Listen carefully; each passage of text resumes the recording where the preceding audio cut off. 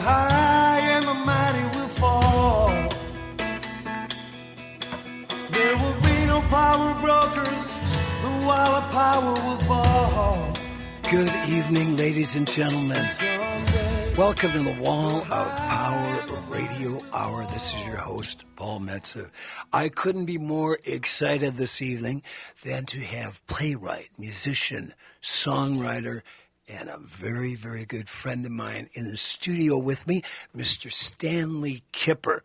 Stanley Kipper has been in the music scene for a way long time, and if you ever heard him play, you'd know that because he's so damn good. But what he's got going on, some really exciting news.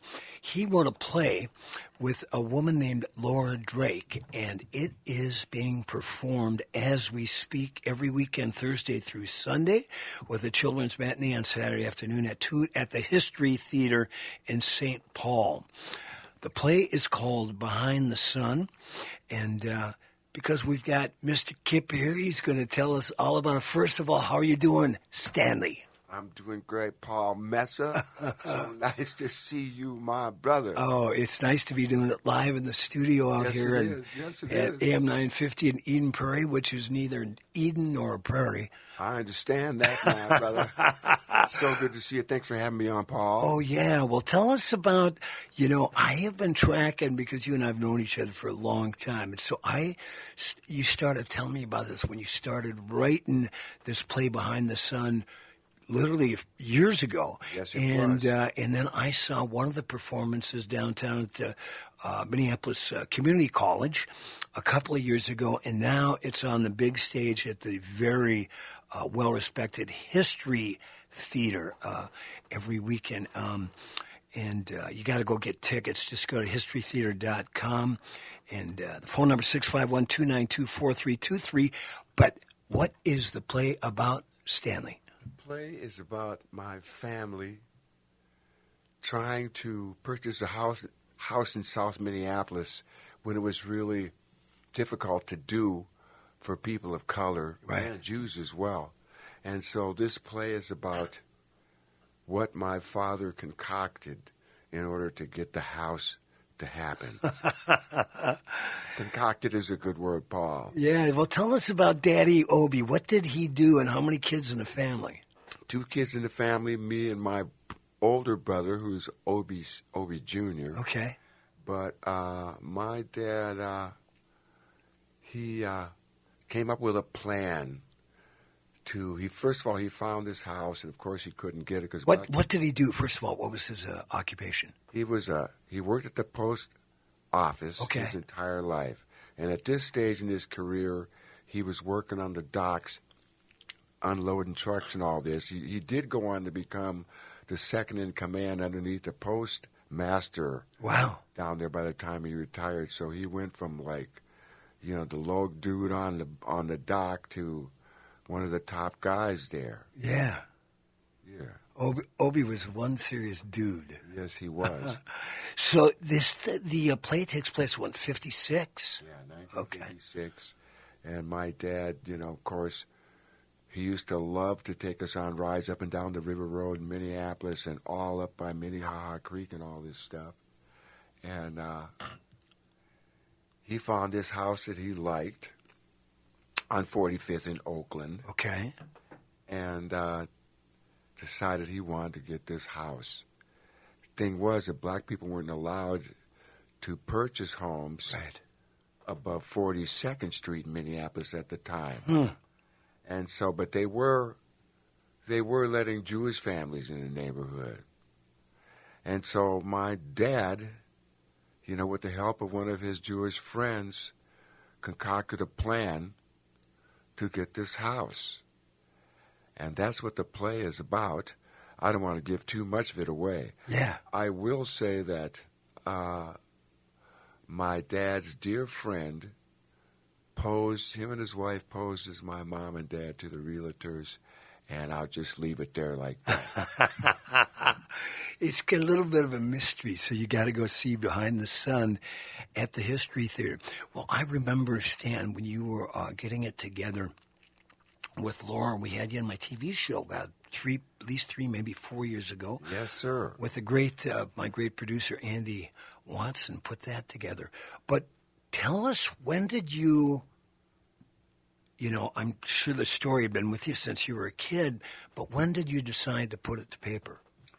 Well, the real story starts like, of course, my band New Primitives used to play at Nye's every week along with Paul. Yeah. Back when Nye's was really something, a truly legendary venue. We were there every week. And I would go in there in the afternoon early to set up my gear. Right. And I'd have one of the dudes with me be putzing around with these drums so he wouldn't have to come back and try to do it at night. The place would be packed. Oh, sure. So these guys at the bar every afternoon, eight of them, 8 to 11 of them every afternoon, every Wednesday when I would go in there.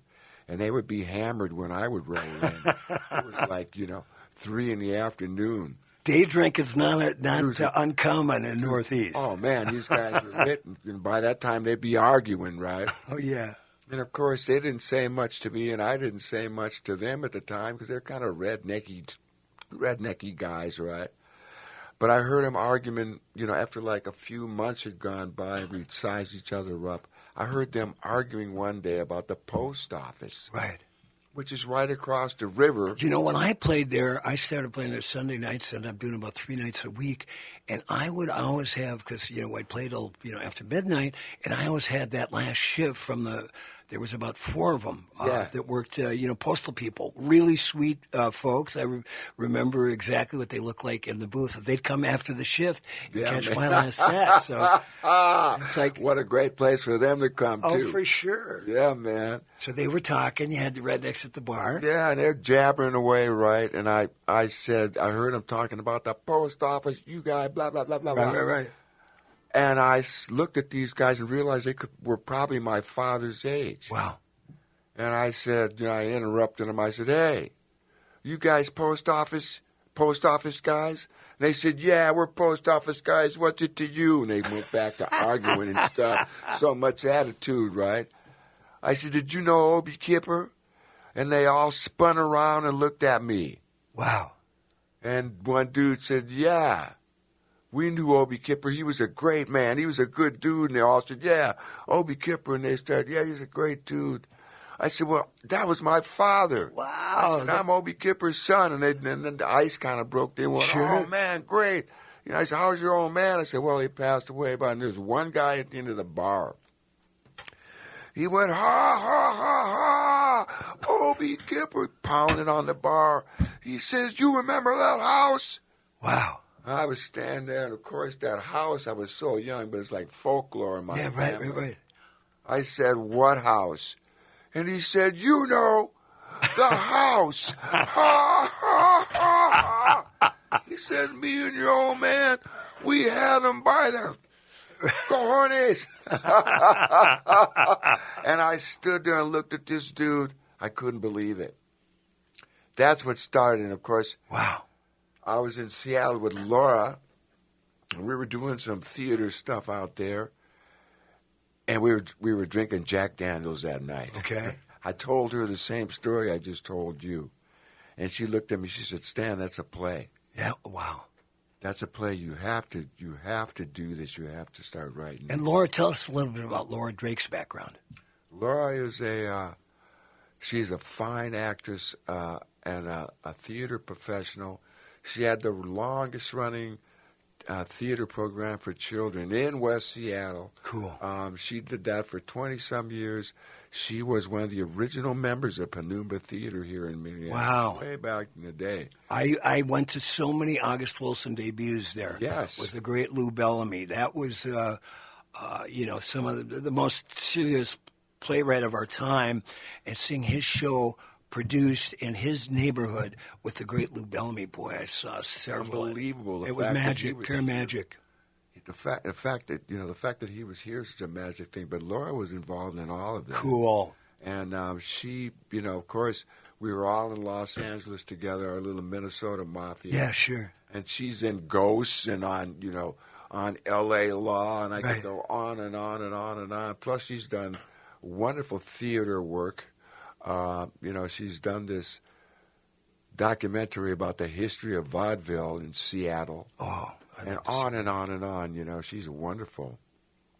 She's also my manager now. Oh, good. There you go. I've been saying for years, Skipper, you need a manager. Sure do, Paul.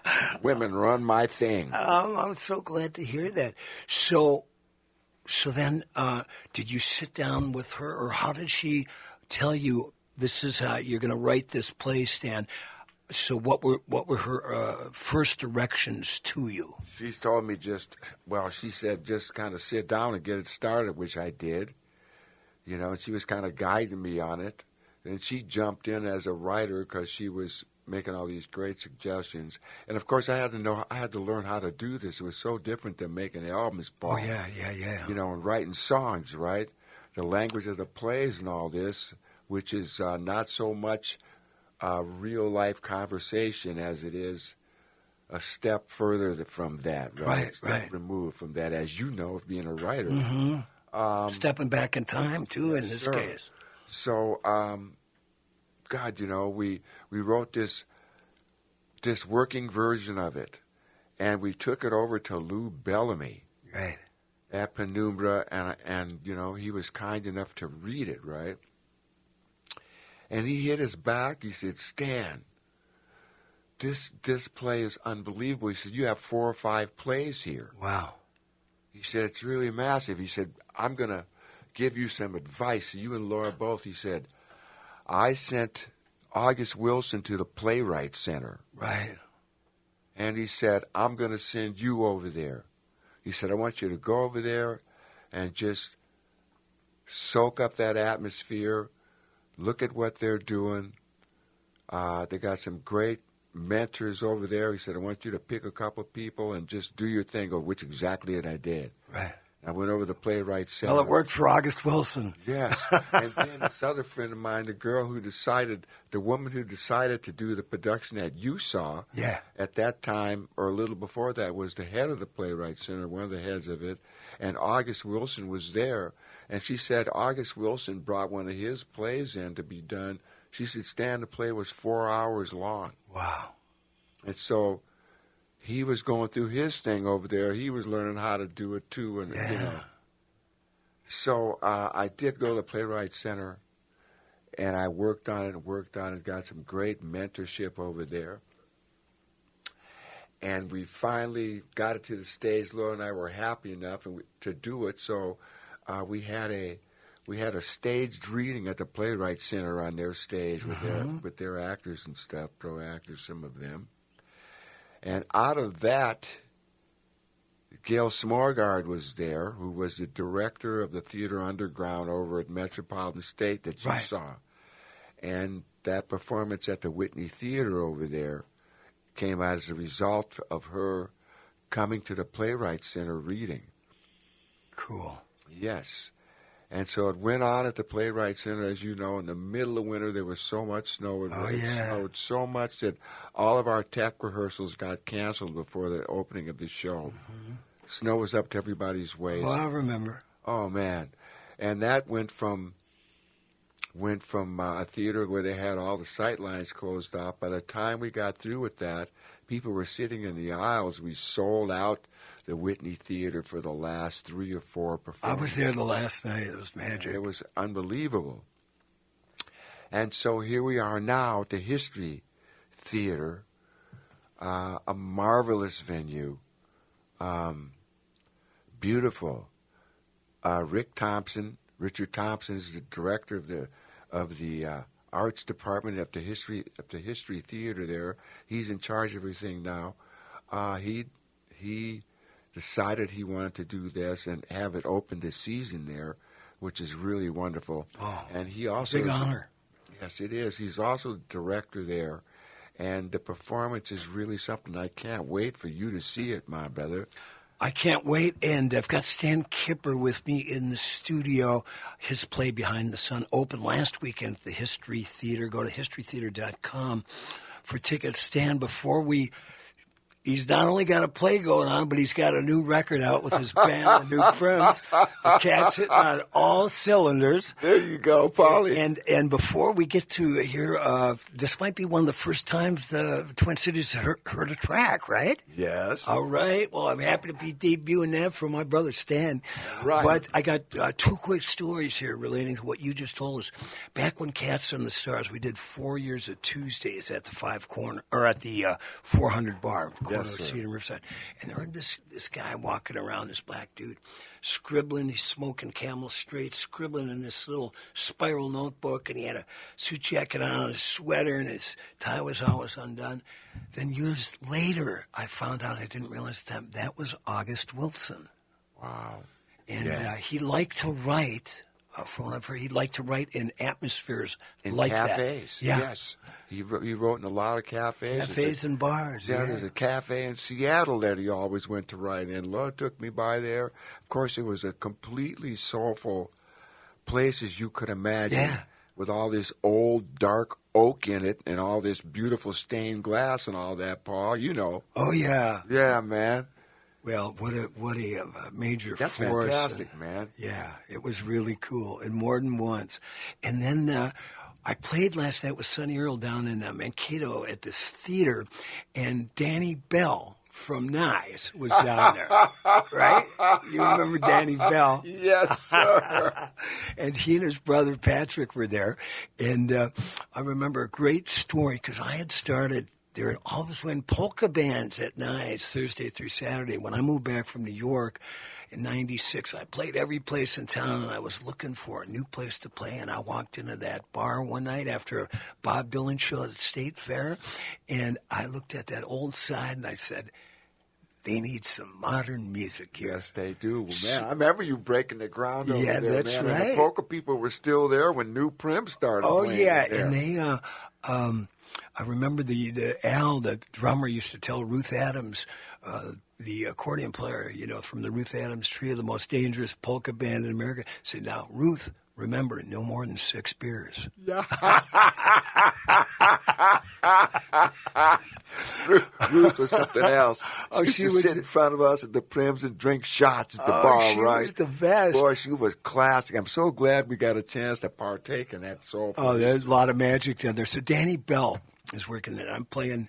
I walked in there and I said, hey. That's amazing, man. Yeah, I walked in there one day and I said, hey, I'm Paul Metz. They knew who I was. And I said, I'm looking to play here on Sunday night. I said, I'll make you a deal. Give me this amount of money. Give me 6 weeks of Sunday nights and martini and a prime rib sandwich. And if I don't get it going in 6 weeks, we'll shake hands as part of friends. I was there for almost 4 years. Those pay stubs bought my house. There you go. My house in the Northeast, the house that Nyes built. But I was there, and then it kind of opened the door, Molly Mayer and the Prims, and it really went on for a long time until they closed. Went on until it closed. Yeah. And but anyway, I remember it was about, you know exactly how that stage was. And there was some seats right at the bar that were arms thrown away from the musicians. Yes, they were. And it's always, that's where the a-holes, when they showed up, would sit. And they'd get beer in your face. So I was kind of getting into it with this guy. And after the second set, I said, well, I'm just going to talk to you on the break. Well, we kind of got into it. We were wrestling a little bit. And one thing led to another. We had to shut the show down early that night. So I went home and I was feeling really bad. I go, man, I blew this beautiful gig. Probably had one too many martinis. So I went there the next day to pick up my equipment at noon, and Danny was working, and he goes, Metz, what are you doing here? I said, well, I figured after last night, I said, I'm out of here. I'm getting the book. And he goes, Metz, come into the office. And I go in, he goes, Metz, he says, we have only one rule down here at Nyes. He goes, you can't get drunker than the customers.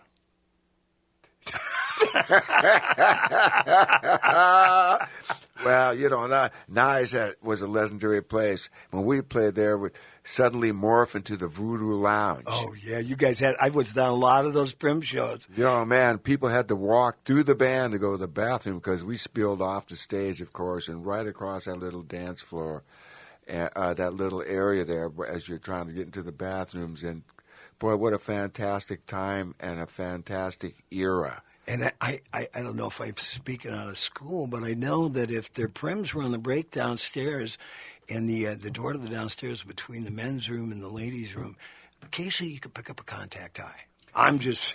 Yes, you could. Yes, you could. It was really true. Speaking of the new prims, we're going to hear a new track here. Oh, snap. Watch out, people. What are we going to hear? We're going to hear a song called All Night Dancing, which says it all. Yeah. Speaking of all. And this is a song off the new Primitives record, Primitive Road. Let's check it out. Yeah, Paulie. Let it rock, my brother.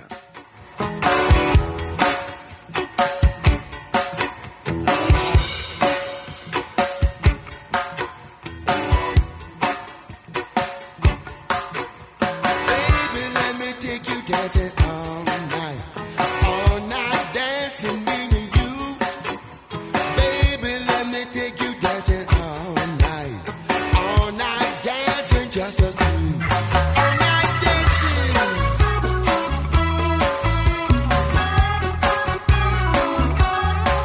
all night dancing.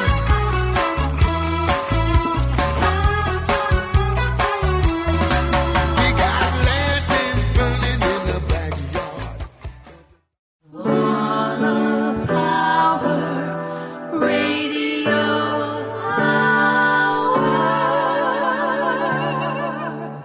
All right, welcome back to the Wall of Power Radio. Aren't those sweet? Yeah. Those are my gals that from the Divas up in Virginia, Minnesota, my hometown, cut that for me when we started on the air 10 years ago. This is Paul Metsa. My guest is Stan Kipper, playwright, musician, songwriter, father, cool cat, mover and a groover. He's got a new play at the History Theater called Behind the Sun that opened last week and playing every Thursday through Sunday night with the children's matinee at 2 o'clock on Saturdays. So, Stan, Yes, sir. you wear a lot of hats, although you're not wearing one tonight. But tell us about when did the new Prims get started? Because I've been listening to you guys for at least 20 years. Oh, at least, man. New Primitive started in 2003. Yeah, so I heard you right at the beginning. And you heard it right from Jump Street. Matter of fact, you might have heard or seen one of the first gigs that we played, you know. Was that down at Nice? Yes, it was. Yes, it Yeah, was. you did turn that place into the Voodoo Lounge. We sure did. We were there for like 15 years. Yeah. And people are like, you know, they don't understand the importance of when they think about us being musicians and stuff and being in the same place like that. Nyes was like a live rehearsal. Yeah. It was such a fertile thing. People don't realize the importance of that. It was in the middle of the week. It gave us a chance to really work the new songs in a live setting. And also, it just gave us a chance to evolve into the thing that we were trying to do anyway, which was, I always encourage the guys to play the music in relationship to who they are on that given day. Right. You know what I'm saying? And so Nyes really gave us a chance to work that theory. Oh, yeah. You know, like I've made my bones. I really made my career in town on weekly gigs. You know, I played the 400. The Cats played there every Tuesday for 4 years. Then I moved up the street when I started the Paul Metsa Group.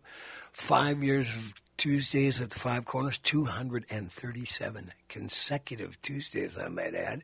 Yeah. I was at Shaw's with Willie Walker and Sonny Earl for 10 years on Thursday nights. That's why you people need to go see Paul when he saddles up with that guitar. My brother knows what he's doing.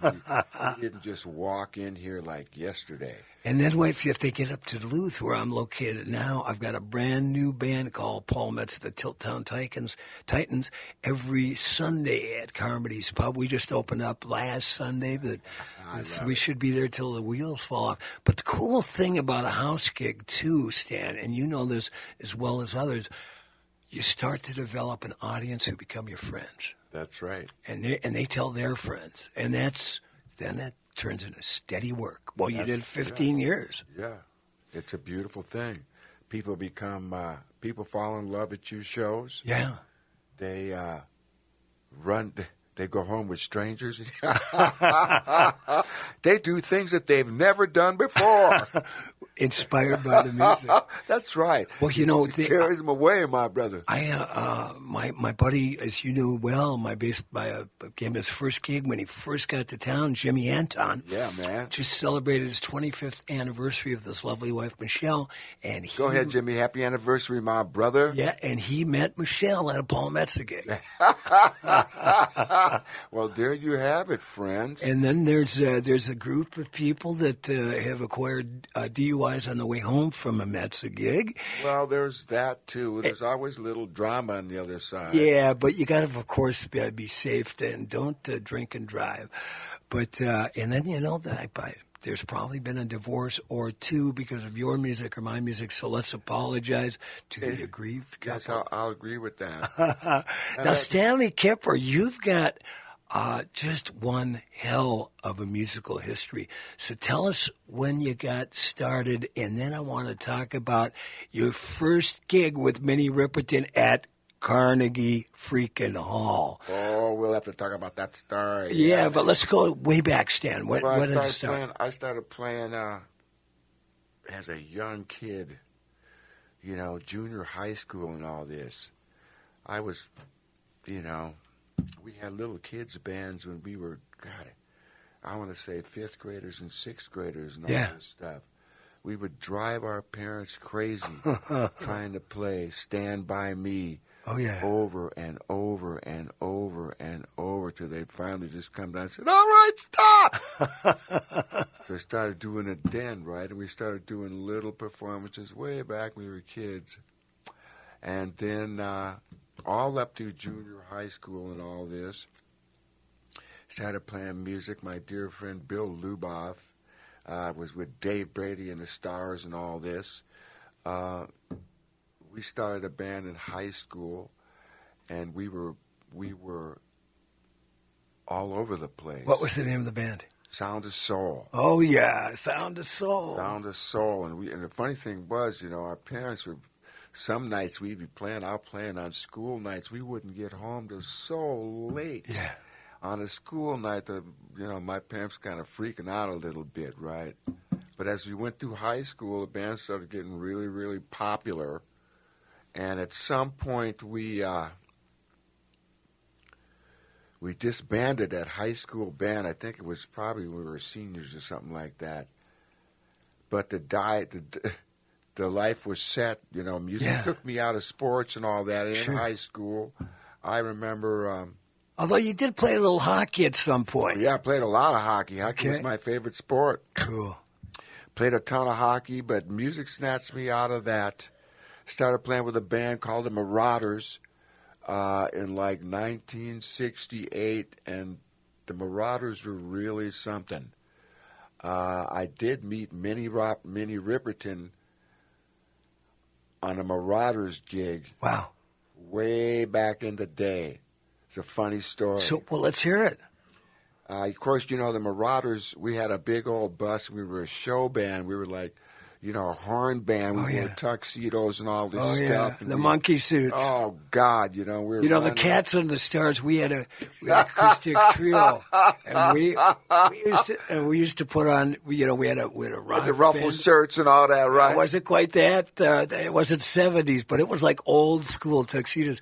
And I'll tell you what, you put on those monkey suits, you can make $200 or $300 more a night. Yeah, people going nuts. They could see themselves in the patent leather shoes. Yeah, right. Oh man, but we were running around playing these gigs, and at the time, you know, things were changing. Yeah. So where was Minnie? So how'd you bump into her again? We saw Minnie, and we had this gig in the middle of the afternoon in the suburb of Chicago, and you know, we're pulling up there in our bus. And we couldn't figure out why there was so much traffic. Yeah. Because it was like 1 or 2 in the afternoon, Paul. I think it was Evansville or somewhere right outside, right? And we realized that all these kids were going to the show. Right. So we pull up there to play this gig, and we finally get the bus parked, and we go backstage. And, Paul, we walked in, we saw our first hippies. I mean, on this gig was The Shadows of Night, Wow. Rotary Connection, Wow. Hawks Band, what were they fucking called? Oh, anyway, it'll come to me. Right. But all these great Chicago bands on there. GLORIA. Oh, yeah. Was that, right? Sure. All of them. Bangers Flying Circus, Hawks Okay. Band, Okay. was on there. And right, so we went backstage, and our mouths fell open. Right. One of the first people I saw when I went back there was Minnie. Wow. And she had on, I still remember, a crushed velvet halter top with these leather pants. And she had like a wreath of flowers around her neck. Wow. And of course, she had an afro, and I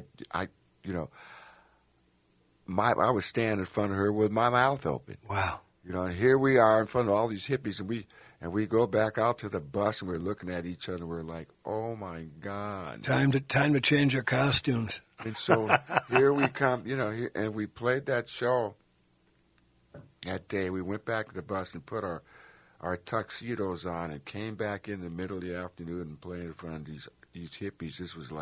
This had to be the summer of 1968. Wow, things were blowing up.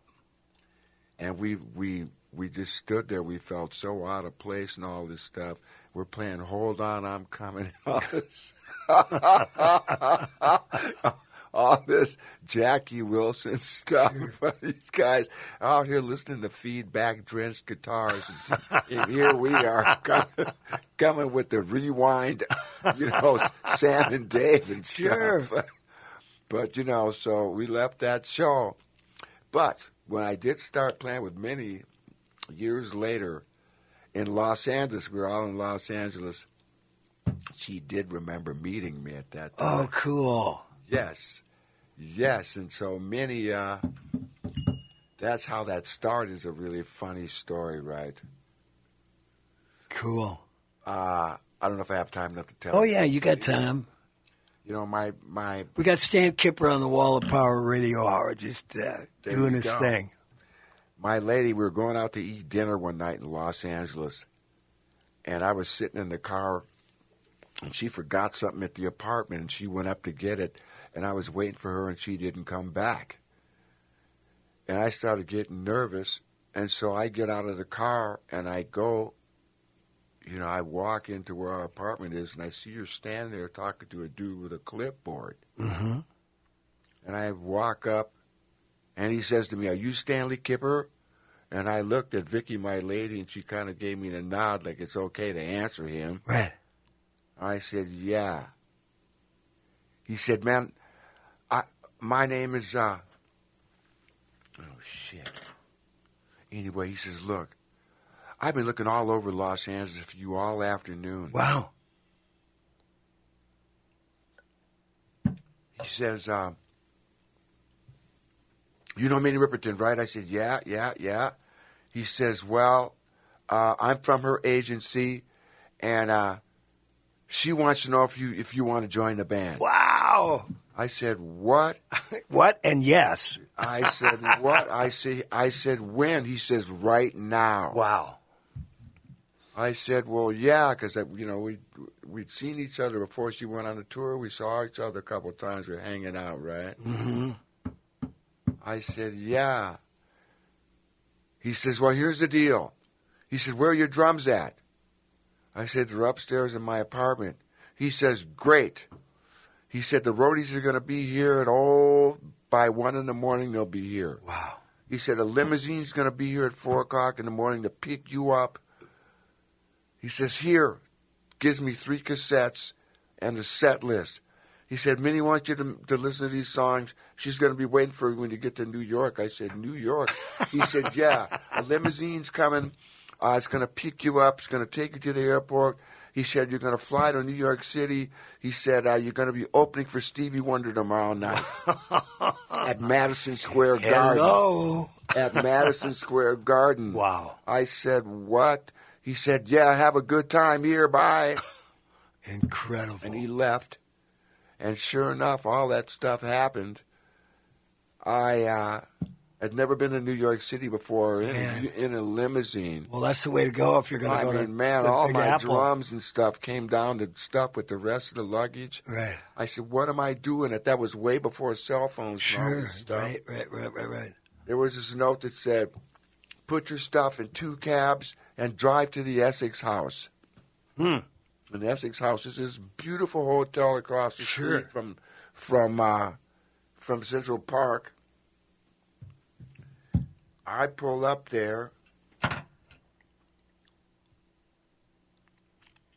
And here's Minnie on the curb waiting for me. She said, Stan, I'm so glad you could do it. We're going to have a great time. I got to go.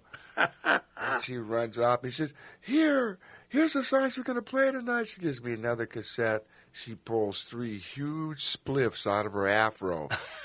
And hands them to me. She says, I'll see you at Soundcheck. So glad you're here. And she disappeared. Wow. And I showed up at Soundcheck that afternoon, and here's Stevie and Wonderlove and all these people just, What year was this? This was 1974. Wow. Stevie's on fire. Yeah. And he produced Minnie's record. Wow. And so it was unbelievable. And how old was Minnie? Because she passed away way too young, but how old was she at that time? Late 20s. Wow. Yep. And she was a real sweetheart. And, of course, everybody knows that Maya, her daughter Maya Rudolph, Maya's mother. I never knew that. Yeah, I mean, met Maya from Saturday Night Live. Wow.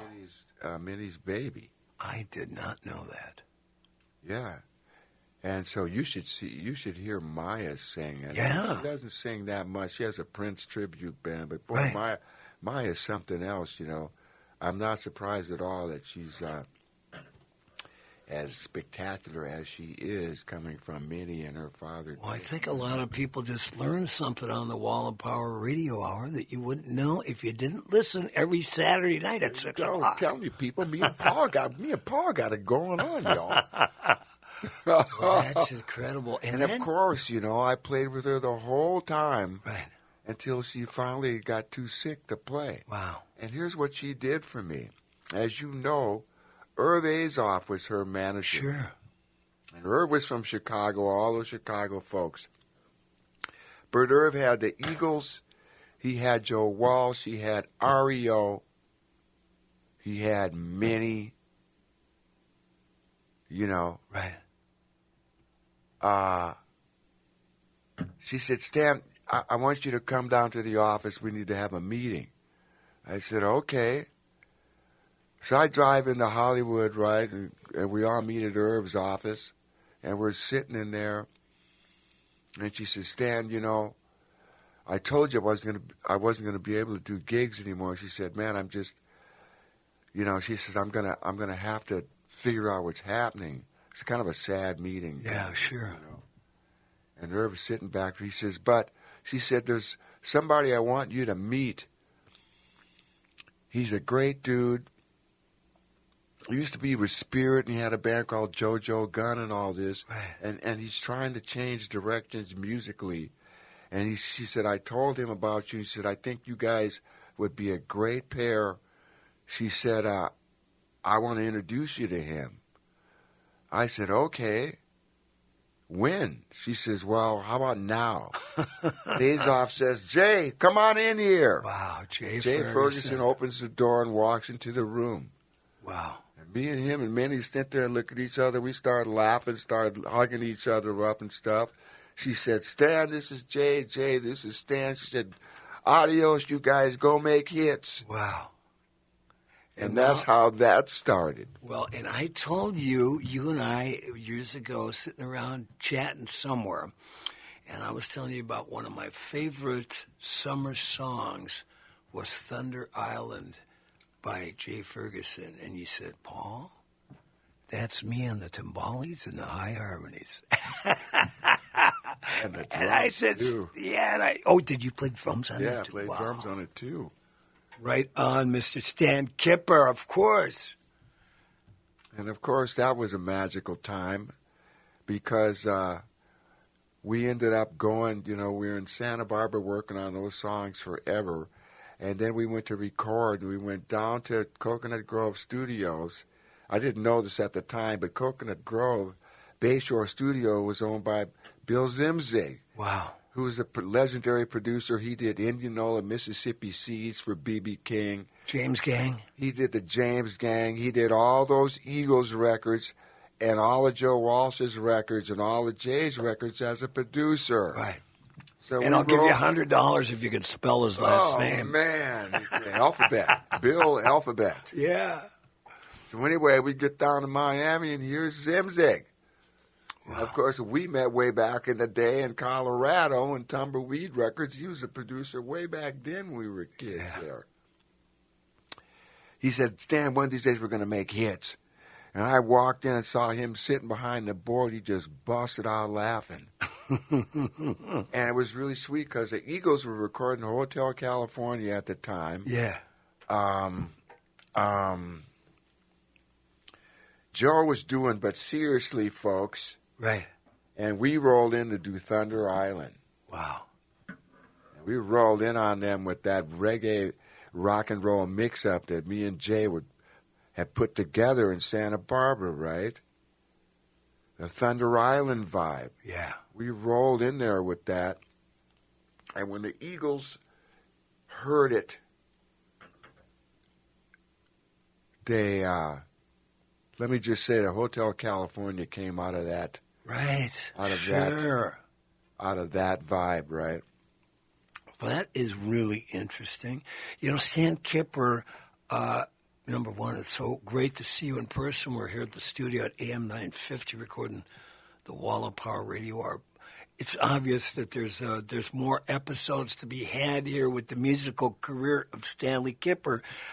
But let's just circle back. We just got a few minutes left. Your play Behind the Sun that you wrote with Laura Drake is going through October 13th at the History Theater. I need to ask you real quick, yes. What was it like to see those actors in those sets with because you saw it at the Metropolitan, downtown when you kind of ran it the first time, but what was it like to see it at the History Theater, one of the coolest theater companies in America? It was really something. I mean, the actors, we were in rehearsal with these actors for I want to say close to 3 weeks, every day, 8 hours a day, as they were learning the lines. And they had it all taped out in the rehearsal room so they could see how big the stage was and all this. And they were just kind of get it together. When they made that move to the stage, we went to the production meetings and stuff, and they came in with little mock-ups, little models of what it was going to look like. God, Paul, when we actually went there and saw it, it was mind-blowing. It was beautiful. Beam me up, Scotty. Yeah, it took, Laura and I walked into the dark theater, and they were working on lights, and the lights came up, and that set was there. We just looked at each other. We couldn't believe it. I can only imagine. And the costumes and the set design and the light design, Paul. Not to mention the sound design that they're doing, because we're musicians, we're fanatics, fanatics about that stuff, and so the way they're using my musical ideas and stuff and how they're doing it is really something. I can't wait for people to come and see this play. Plus, it's a uplifting story, a powerful story. It's a true story. I just read a great rave review of the play. Well, it doesn't surprise me at all. I'm so happy for you as a friend and as someone that loves the arts and as someone who loves music and as someone who loves theater and as someone who loves stories and songwriting and storytelling. I mean, you're like the coolest friend I have right now. Did you hear what my brother said, folks? He said right now. Well, you Yeah. you and I are fortunate to have some really cool friends. Oh, yeah. Wait, and y'all going to see me and Paul? We're going to be on stage together. Oh, yeah, we're going before to too long. Oh, yeah, we used to have Metz and Kipper, the duo that delivered. And then I moved to Duluth. Stan got busy, but we're going to be doing it again. Thank you so much. Now tell us about when's the next time the New Primitives are playing. The Prims are gonna play next on October 12th. You can see us in Minneapolis. We're gonna do we'll be doing our residency over at Shaw's in Northeast Minneapolis. 17th and University, I know it well. Yes, sir. Yes, sir. Stanley Kipper, I can't wait to see the play live. Give my best to Laura. If you want tickets, and you will want tickets for Behind the Sun, go to historytheater.com and go enjoy it. Stan, I'm so happy for you. We're going to take it out with a brand new Prim song. What are we going to hear? We're going to hear a song called Red Shoes, written by Chico Perez. All right. And give my man Chico some love. Stanley, love you, man. Paul, thanks for having me, y'all. Anytime. Doors wide open for you, Stanley. Thank you, Paul. Right. Love you all. Peace. We out.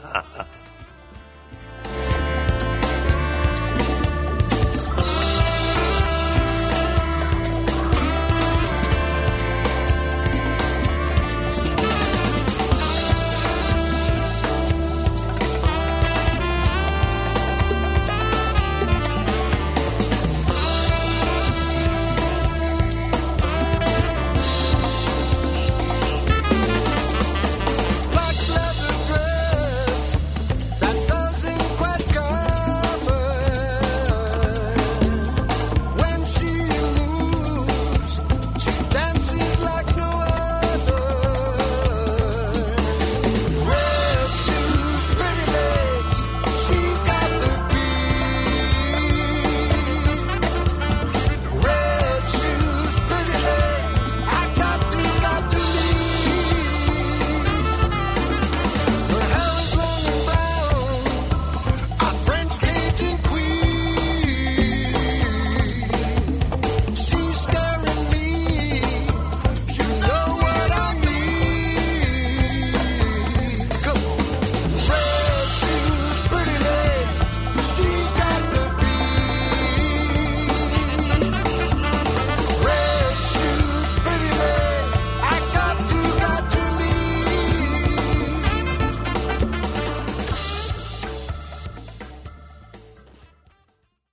Thanks for listening to the Wall of Power Radio Hour. The show is produced by Paul Metza, engineered by Patrick Lilia. We'd like to thank our guest, Stan Kipper. Go see his play Behind the Sun at the History Theater in St. Paul through October 13th. If you want to track down, see where the New Primitives are playing, or track down the new record called Primitive Road, go to newprimitives.com or track it down through the great new label loudfolk.com. You can follow me where I'm playing, my records and my books. Track that all down at paulmetza.com. And like my dad used to tell me when I was just a little baby boy, remember to be kind and make someone happy.